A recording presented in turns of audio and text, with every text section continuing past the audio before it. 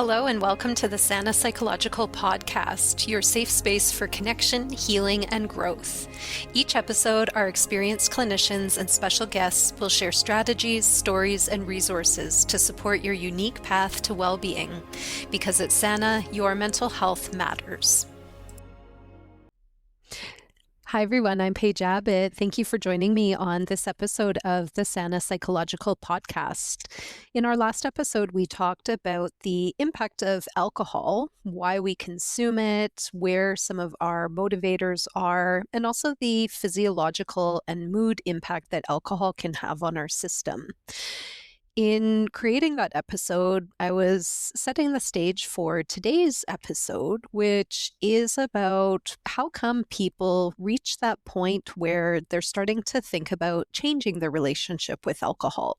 And basically everything that I outlined last time are the multitude of reasons that people start to question how they want to move forward with drinking. Now, some people reach the point that they would just like to moderate or reduce the amount of alcohol that they're consuming, whether at each occasion or the frequency or both. Some people also reach the point of getting curious about becoming fully abstinent or sober, whether for a period of time in their lives or for longer. And there are some people who reach a point in their lives where they honestly just feel like they have no choice. These are individuals who have usually been navigating addiction with alcohol, usually for quite some time.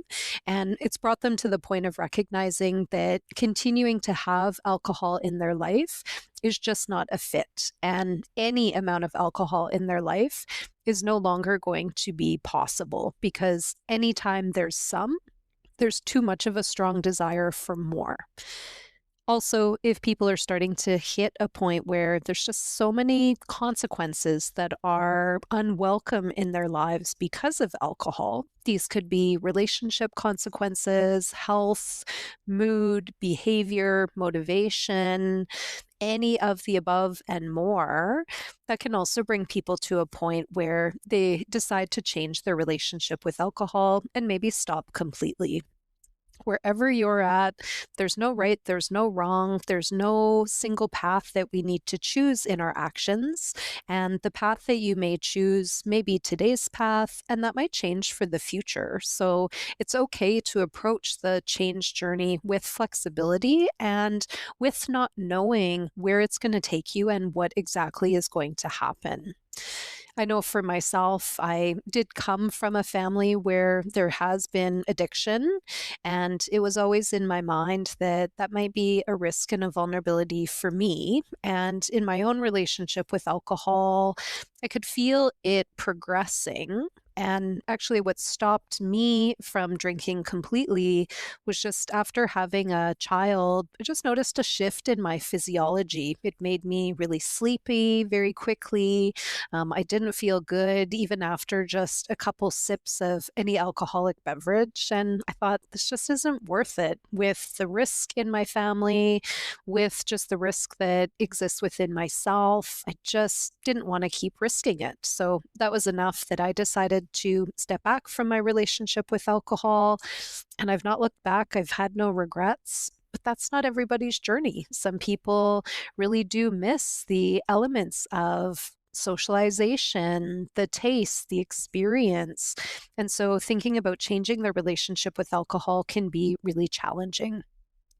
So let's just pull it back to that spot where if you are sitting at the point that you're considering a change with alcohol, I would just encourage you to do some reflection on what are your motivating factors for considering this change. Are you doing it for yourself? And if so, for what reasons?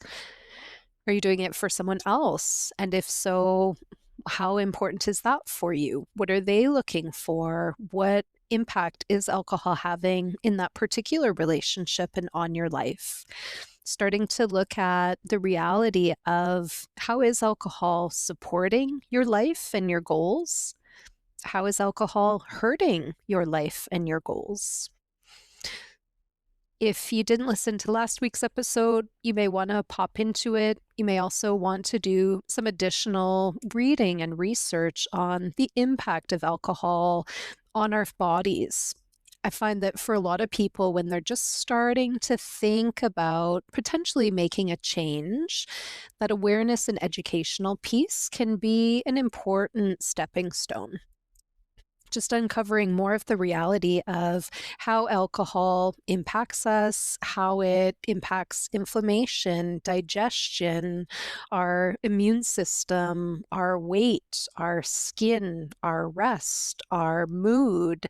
And then we start to see some implications to things like relationships, work, motivation, just that awareness and understanding of what this is doing, I find can help people start to clarify what their goals are and what their intentions are in making that change.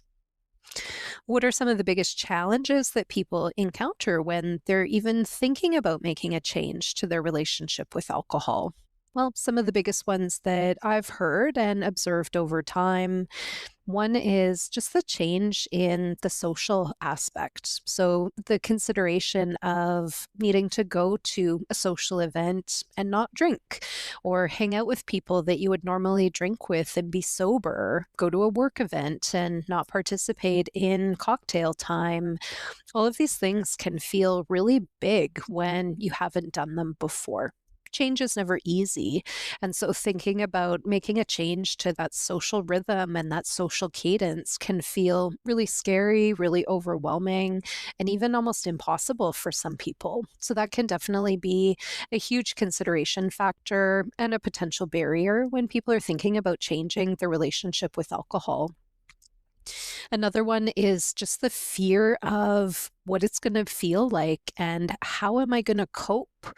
For those of you who are using alcohol more for escape and relief from feelings, from stress, from the burdens of your day, thinking about taking that away and not knowing what the other options are going to be for coping can also feel quite scary and quite overwhelming. A lot of people will start to change their relationship with alcohol, but they haven't maybe considered how they're going to address their stress and address their feelings differently. And so that gap, taking away the old coping, but not having any new coping, can create a big risk and a big trigger for potentially going back into that old pattern because people just don't know what to do without that old coping mechanism. Also, there can just be a dependency, a compulsivity, an impulsivity with alcohol, depending on the nature and the severity of your relationship. That can also be quite a barrier to changing that cadence and that rhythm of the relationship with alcohol. If it's gotten to that point, there are additional supports, including even medications, which can help people start to quiet down some of those cravings and help them safely and effectively make that transition from even heavy regular drinking into a space of no drinking. The other thing I think that people really play around with is, can I moderate my drinking or do I have to shift to no drinking? And the answer to that, of course, it's the typical one is it depends. Like it really does depend on the person and the individual. The last stat that I saw, which I think was quite some time ago, so I don't know if it's changed, but the stat that I saw was anyone who's had what feels like a problematic relationship with alcohol, only about 25% or one quarter are able to at some point develop a moderated reaction like relationship with alcohol. The rest probably are too far progressed on the addiction and the dependency spectrum that moderation is just not possible. So when I'm talking with people and working with individuals who are considering they want to make a change, but they don't know if they can moderate. They'd really like to because they want to maintain alcohol in their life.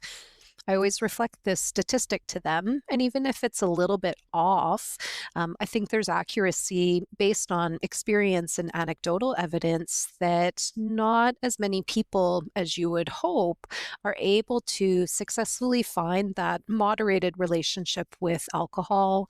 And that's because of what's already been happening in their reward circuitry, in their brain. If we have the vulnerability for addiction and that's active, that's not something that we can just unwind or change through willpower or hope alone. It's something that is within the structure of the brain. And despite not wanting it to be there, for a lot of people, they end up needing to accept that that is a part of them that they need to learn to work with. And part of what working with that part of the brain may mean is being abstinent and being sober, because doing anything but feels risky, feels painful, and can even feel quite torturous.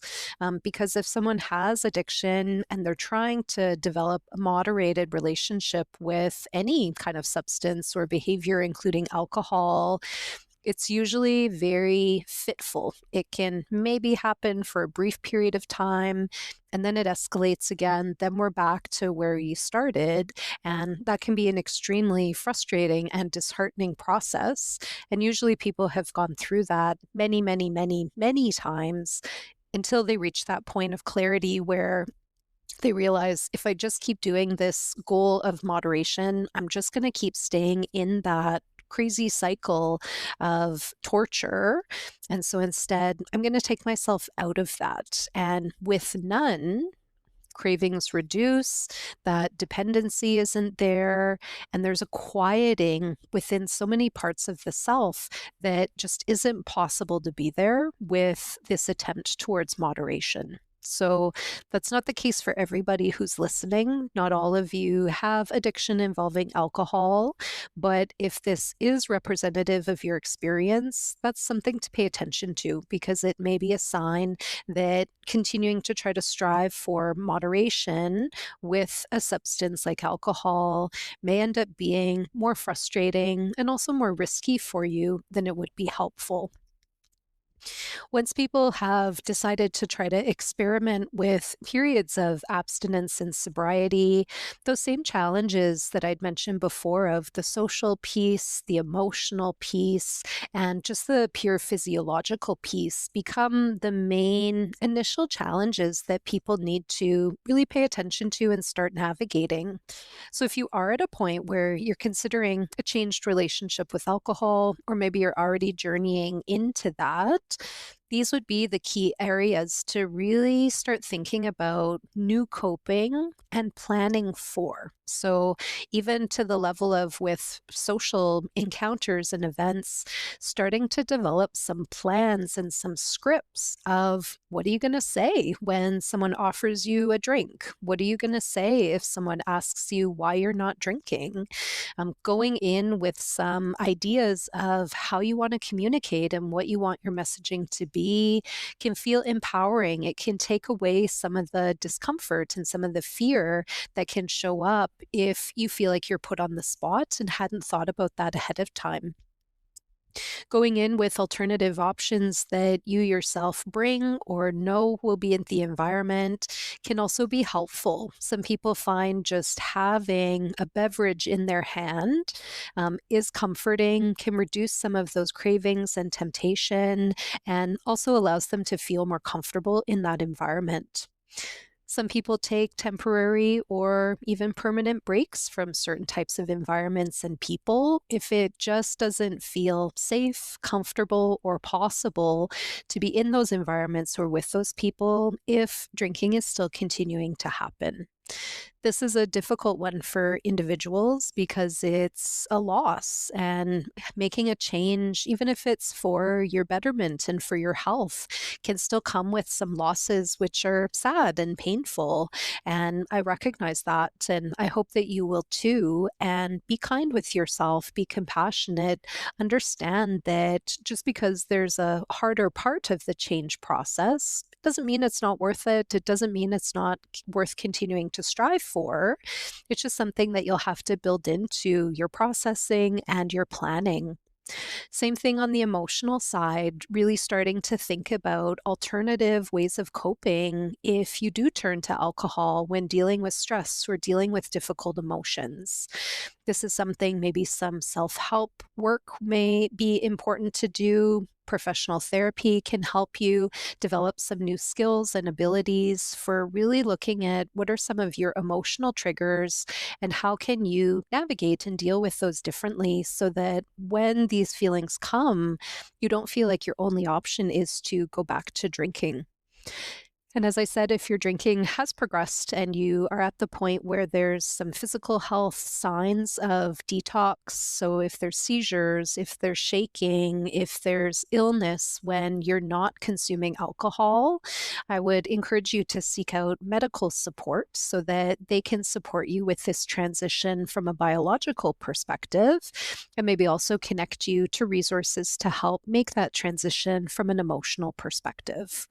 The journey into sobriety and not drinking and changing your relationship with drinking, it can bring up a lot for people. And there can be a lot of self reflection, looking back, looking forward, looking at self today. As a therapist, I think all of this is for our betterment and can ultimately be really fruitful, really rewarding, and it also does have its challenging moments for sure. So when you hit those moments, just remember that they are part of the process, but they're not all of the process. Really try and hone in on why you're here, why you're making these changes for yourself. And I hope that that will help you to be patient with those moments where things feel a bit harder and a bit overwhelming. I've seen hundreds of people change their relationship, probably thousands of people change their relationship with alcohol throughout the course of my career so far. And I can tell you that what I see is it leads to better sleep, better health, better clarity, better relationships, better coping, better humor, better creativity, better motivation, better pretty much everything. I can't really think of any downsides that I've seen to people who have changed their relationship with alcohol, short or long term. It just opens up, even on an emotional awareness, intelligence, and maturity level, just gives people such a foundation through which to look at themselves, look at the world. So I say that to give you that hope and something to grab onto in those moments where it feels more challenging, it feels hard, you may feel triggered and overwhelmed. That's okay. That's part of the change process as well. But if this is something that you're curious to explore, I hope that you will continue to explore it. There's lots more to talk about on this topic, of course. Today's intention was to give you an introduction to some of the thought process, some of the barriers, and some of the opportunities that are present as one starts to think about shifting their relationship with alcohol. If that's you, I'm really glad that you're here. If you're listening to this for somebody that you care about, I wish them well, and I hope that they are able to find health and wellness for themselves too. We'll talk more about this topic in the future in different ways, kind of examining different parts of it. It is the area that I'm most passionate about with addiction and mental health. But in the future podcasts, we will also journey into many other areas of mental health that I love to explore too. Thank you so much for being here, and we'll talk to you next time. Thank you for listening to the Sana Psychological Podcast. We're glad you joined us today. For more resources, free tools, or to book a session with our team, visit sanapsychological.com. Your mental health is our priority. Until next time, be gentle with yourself and take good care.